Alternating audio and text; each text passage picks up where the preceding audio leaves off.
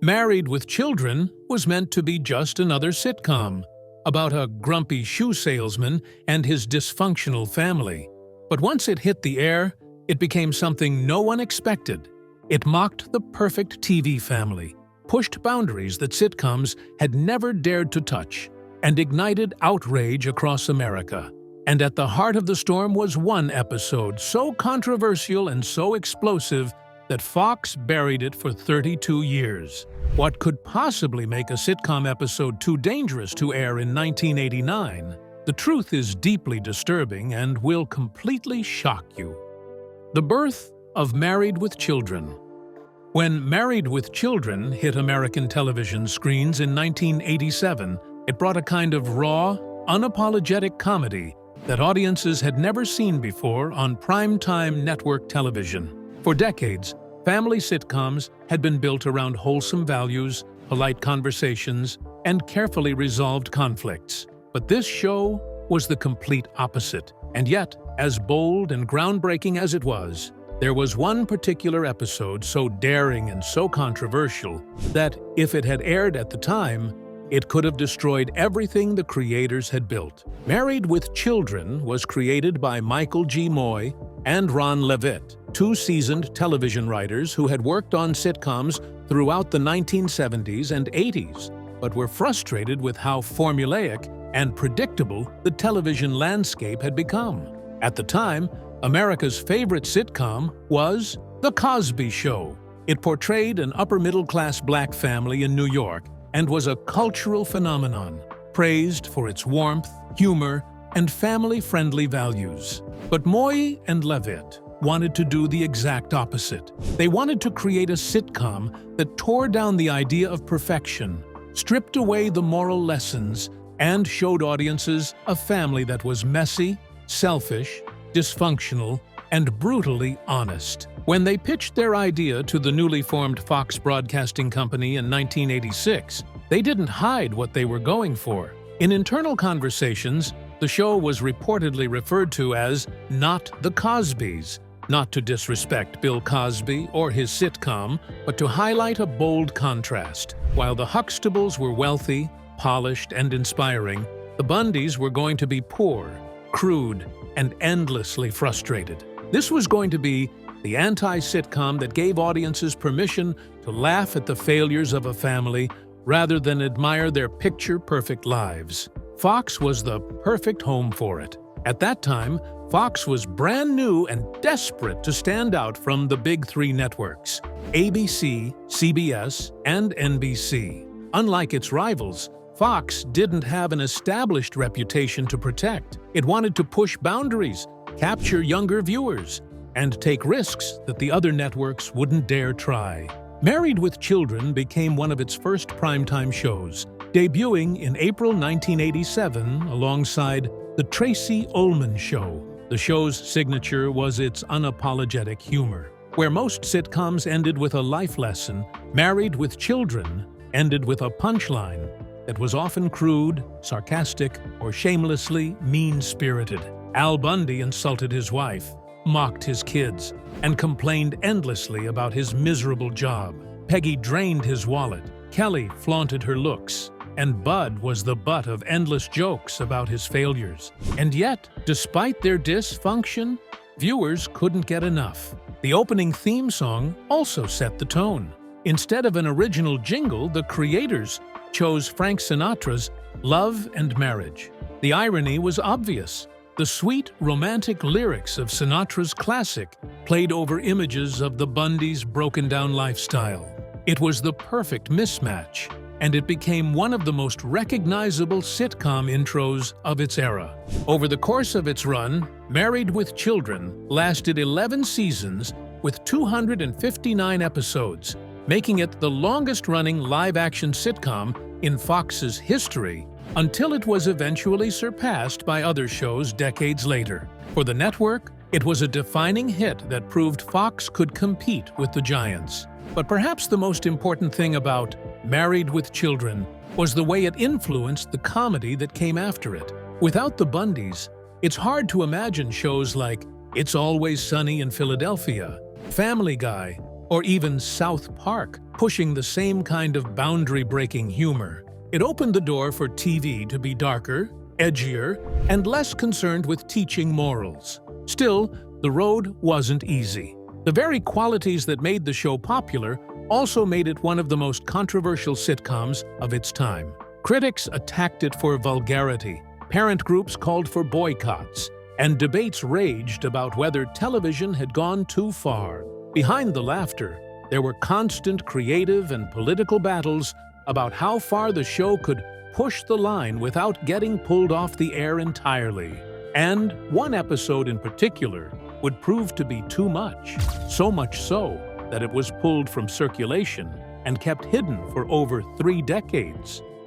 What happened off camera? For all the outrageous jokes and outlandish storylines on screen, Married with Children had just as much drama playing out behind the cameras. The cast and crew loved to brag that the show was a family of misfits, but like any family, tensions sometimes boiled over, and no tension would cast a longer shadow than the one between Ed O'Neill, the man who embodied Al Bundy, and Amanda Bierce, who played his sharp-tongued neighbor, Marcy Rhodes. The cracks first showed up in 1989, when TV Guide ran a glossy cover featuring the Bundy family, but left Bierce and David Garrison, who played her husband Steve, completely off the page. To Amanda, it felt like a stinging reminder that no matter how central Marcy was becoming, she wasn't treated as part of the core. Ed O'Neill later admitted he didn't fight for her inclusion, and even confessed years later that it was one of his regrets. That cover, innocuous to fans, planted seeds of resentment behind the curtain. Things only grew more complicated as the years rolled on. When Amanda Bierce married her partner in 2010, she chose not to invite O'Neill or David Faustino, worried that they might snicker at the sight of 2 women in tuxedos. O'Neill took it personally, admitting he reacted badly by lashing out in frustration instead of responding with kindness. Looking back, he described it as a moment where he should have shown grace, but didn't. And that decision deepened a rift that had been simmering for decades. Their behind-the-scenes disagreements weren't just about weddings and magazine covers. O'Neill once recalled a heated argument in the makeup room where he snapped at Amanda, saying he had a button he could push to get her fired. Even he admitted it was a cruel thing to say, but it spoke volumes about the imbalance of power that shaped many of their clashes. Amanda, for her part, rarely spoke publicly about the feud. Instead, when asked about the show years later, she focused on the bigger picture, calling Married with Children very misogynist, and suggesting that, while it was groundbreaking in its day, modern audiences were right to re-examine its humor with fresh eyes. But the tension on the set didn't end there, because Christina Applegate faced an even heavier burden. Cast at just 15 years old as Kelly Bundy, she was quickly turned into a national symbol of teenage beauty. Her character was written as the attractive but dim-witted daughter, and the scripts leaned heavily on jokes about her looks. While it made her famous, it also placed Applegate under intense scrutiny. Tabloids focused on her appearance, fan letters were often inappropriate, and she later admitted the pressure was overwhelming. The experience left her struggling with self-image issues and contributed to unhealthy coping habits in her teenage years. The isolation Applegate felt during those early seasons was made worse by moments of unintentional cruelty. She later revealed that she often overheard other cast members talking negatively about her through the stage monitors used on set. As the youngest main cast member, she often felt like an outsider. However, over time, her bond with Ed O'Neill grew stronger. Applegate has since spoken warmly about him, calling him an incredible human being who looked out for her during difficult years and gave her the stability she needed. Their off-screen bond carried through long after the series ended, with O'Neill attending major milestones in her life decades later. While personal relationships sometimes became strained, the production itself faced its own logistical challenges. Married with Children moved across 3 different studio lots during its 11-year run. It began at ABC Television Center in Hollywood, then shifted to Sunset Gower Studios and finally landed at Sony Pictures Studios in Culver City. Each move created disruptions for the cast and crew, forcing them to adapt to new stages and facilities. Censorship was another recurring battle. Fox executives often found themselves mediating between the creative team, who wanted to push boundaries, and watchdog groups who were appalled by the show's content. The series drew protests almost immediately, especially from conservative organizations. Scripts regularly had to be reviewed and adjusted to satisfy network censors. At times, entire jokes were removed or softened before filming. Yet the controversy never fully went away. If anything, the public backlash only made the show more notorious, turning it into the kind of cultural lightning rod that kept audiences tuning in. Even with all of these pressures, the cast formed lasting connections. Despite disagreements, most of the actors maintained respect for one another's work. The cast developed a unique shorthand that only comes from working together for more than a decade. The show's end, however, brought a sting of disappointment. After 11 seasons, Fox decided to pull the plug in 1997. But in a surprising twist, the network never informed the cast directly. There was no final meeting, no farewell announcement, and no chance to wrap things up properly. Christina Applegate discovered the show was canceled not from producers or executives, but through a third party. For a cast that had spent more than a decade carrying one of Fox's biggest hits, the abrupt ending felt like a betrayal. Married with Children remains one of the most iconic television series in decades. There were heated arguments, moments of personal struggle, and constant outside pressure from the network and critics. Yet there was also loyalty, humor, and bonds that lasted for decades. And while the cast was navigating their personal battles, the show itself was becoming one of the most controversial programs on television. Critics, parent groups, and even politicians were preparing to take aim at the Bundys, sparking debates that would eventually lead to boycotts, threats of cancellation, and an episode so controversial it was pulled from the air entirely. Why the show sparked outrage? By the late 1980s, Married with Children had established itself as Fox's boldest and most talked-about sitcom. But with that recognition came an almost constant wave of criticism. Viewers were divided. Some celebrated the show's willingness to cross lines, while others condemned it as crude, offensive, and harmful. In an era when most family sitcoms were designed to uplift and reassure, Married with Children seemed determined to do the opposite, and the backlash was fierce. One of the primary sources of outrage was the show's heavy reliance on humor, built around misogyny. Al Bundy's constant insults toward his wife, Peggy, and his daughter, Kelly, became a recurring joke, but critics argued it reinforced damaging stereotypes.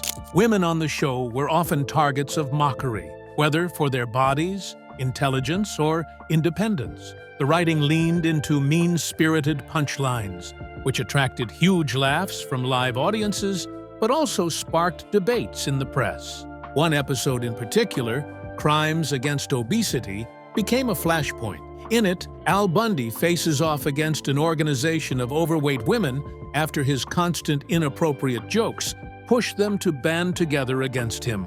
The entire episode was structured around mocking women for their physical looks, with Al making cruel remarks and exaggerated facial expressions as the audience roared. To fans, it was classic Bundy humor. To critics, they were inappropriate insults disguised as comedy. Advocacy groups complained loudly, and even today, the episode remains one of the most cited examples of how the show reveled in cruelty for laughs. Amanda Bierce, who played Marcy Rhodes, later reflected critically on the show's humor. In interviews, she described Married with Children as mean-spirited and misogynist, and said that in today's cultural climate, it never would have made it to air in its original form. Bierce herself often pushed for Marcy to have more depth and dignity, and while her character became a feminist counterweight to Al, the script still regularly put her at the center of degrading jokes. Her perspective highlights the ongoing tension between what made the show a hit and what made it so controversial. Specific episodes fueled the outrage more than others. One of the most infamous was Her Cups Runneth Over. In this storyline, Al reluctantly agrees to go lingerie shopping with Peggy after her favorite one is discontinued. What followed was a parade of gags that critics considered tasteless, even by the show's standards. The episode included suggestive dialogue and inappropriate scenes. It also relied on outdated jokes, where Al's discomfort with perceived homosexuality was played for laughs. For audiences who were used to sitcoms about polite suburban life, this sight felt like a deliberate provocation. Another episode that attracted network concern was The Camping Show. This storyline revolved around Peggy, Marcy, and another female character all experiencing their menstrual cycles at the same time while on a camping trip with Al and Steve. The jokes centered on synchronized menstruation and the discomfort it caused the men. For Fox executives, this was a risky move in the 1980s, when menstruation was rarely, if ever, mentioned in mainstream television comedy.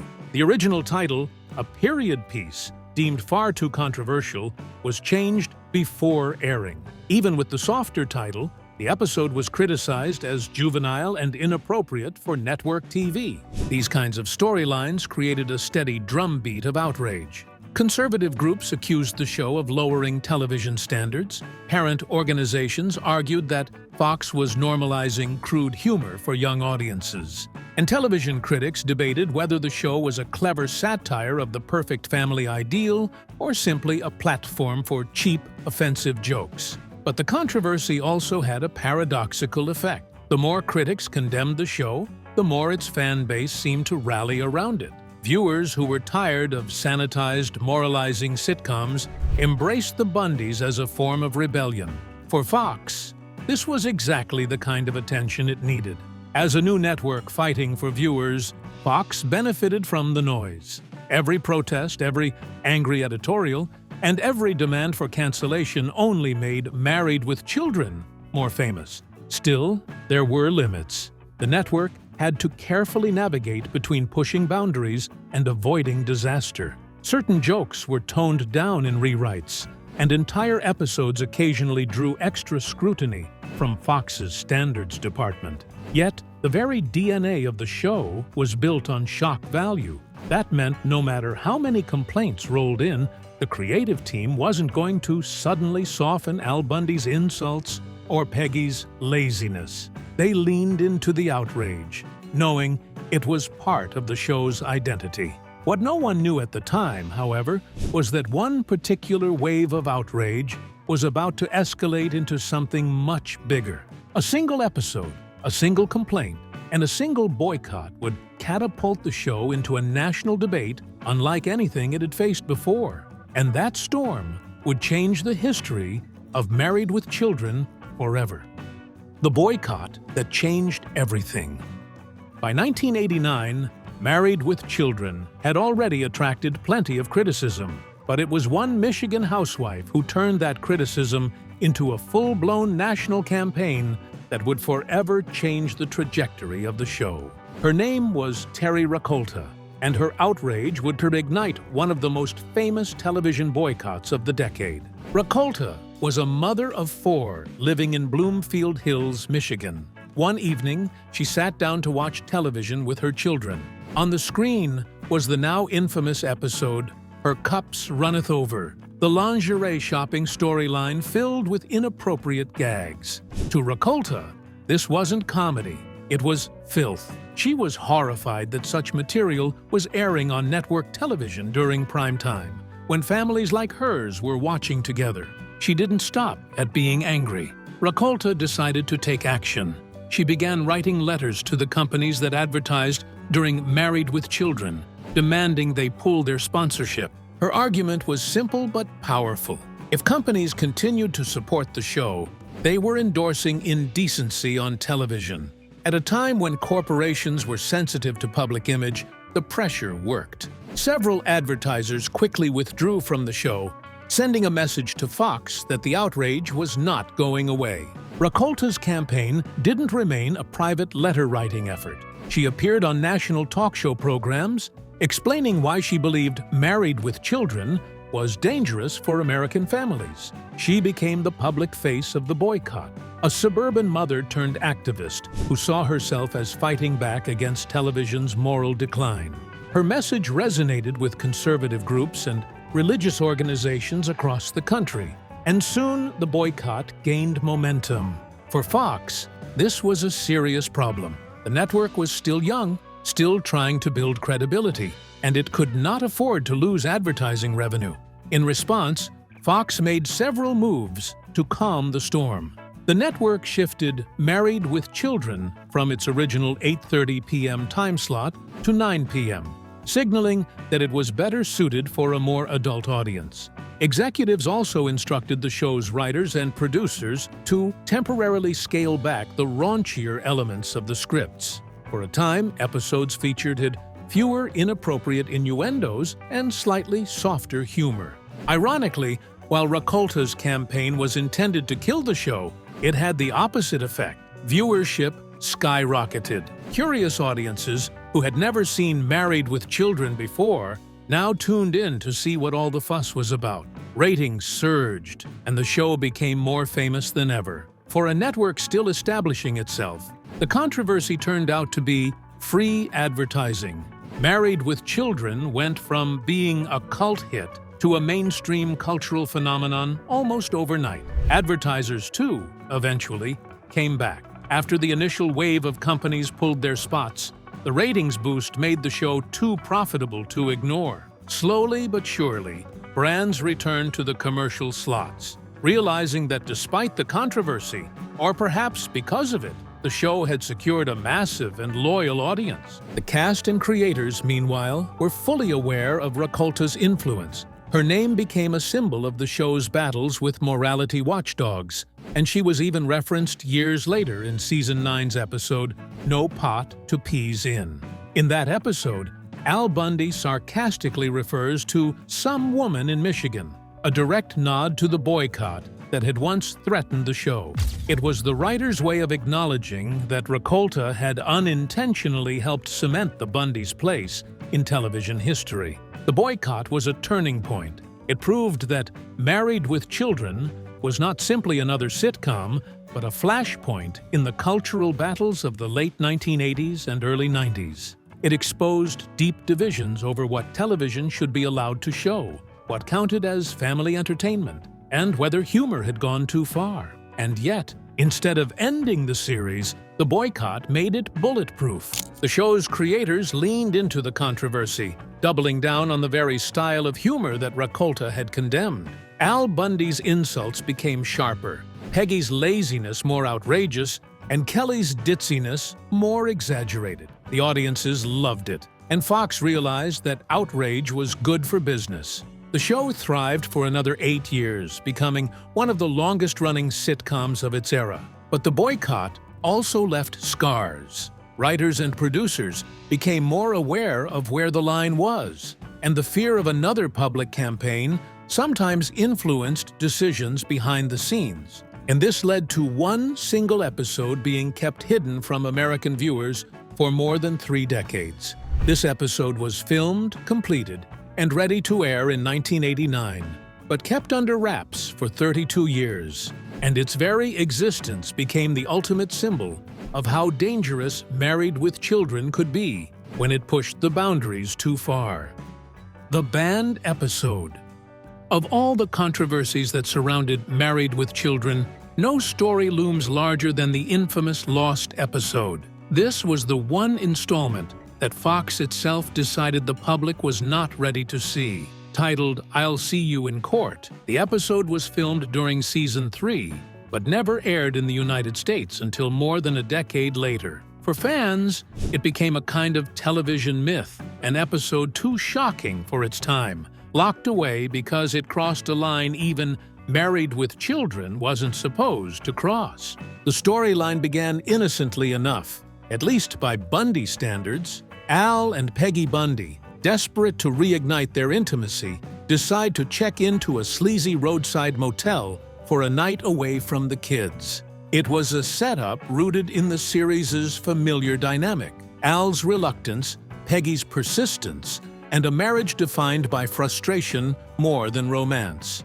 But the plot took a sharp turn when the couple discovered a VHS tape lying around in the motel. To their surprise, it wasn't a movie at all. It was an inappropriate recording of their neighbors Steve and Marcy Rhodes, filmed without their knowledge. Horrified, Al and Peggy soon realized that they too had been secretly videotaped in the same motel. The shock led both couples to team up and sue the motel for invasion of privacy. What followed was a courtroom farce packed with innuendo, crude jokes, and an endless stream of suggestive dialogue. In typical Married with Children fashion, the episode treated the subject matter as comedy rather than scandal. But in 1989, hidden camera tapes were considered far too explicit for prime-time network television. The timing could not have been worse. The episode was scheduled to air shortly after the Terry Ruckelta boycott had thrown Fox into the national spotlight. Advertisers were already nervous. Watchdog groups were scrutinizing every episode, and executives at Fox were desperate to avoid another explosion of bad press. While Her Cups Runneth Over had sparked outrage over lingerie shopping, I'll See You in Court dealt directly with a subject many believed was completely inappropriate for a network sitcom. Fox demanded heavy edits. Executives instructed the creative team to cut down the most suggestive jokes and remove material they considered too risque. But the producers pushed back. They argued that trimming the episode would compromise the story and gut the humor. If the network was going to air it, they wanted it shown as it was written and filmed. When neither side budged, the decision was made to shelve it. The episode was pulled from the broadcast schedule and placed in the archives, never shown to American audiences during the show's original run. For years, I'll See You in Court became legendary among fans as the lost episode. International audiences saw it without issue. Countries like the UK, Canada, and Australia included it in their broadcasts with little controversy. However, for American viewers, the episode remained locked away. It wasn't until 2002 when the cable network FX acquired the rights to rerun Married with Children that the episode finally aired in the United States. By that time, the cultural landscape had shifted. Reality television was dominating prime time.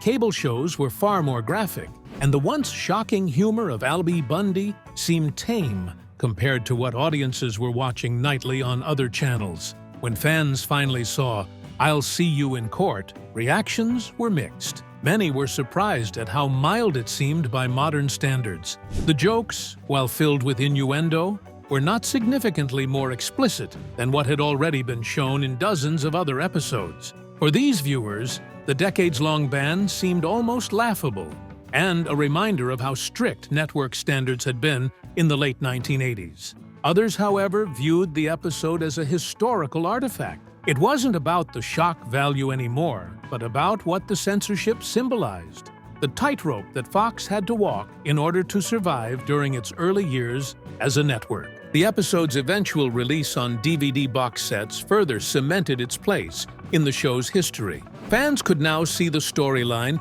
that had once been considered too hot for American television, and it became a staple of discussions about Married with Children's impact. Scholars and television critics often point to I'll See You in Court as an example of how shifting cultural standards shape what can and cannot be broadcast. What was scandalous in 1989 barely raised an eyebrow by 2002. But the banning of I'll See You in Court was less about the content itself and more about timing.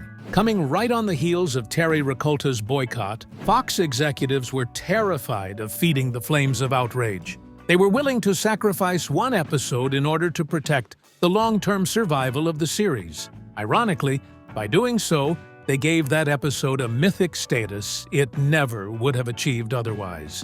More than 3 decades later, I'll See You in Court remains a fascinating piece of television history.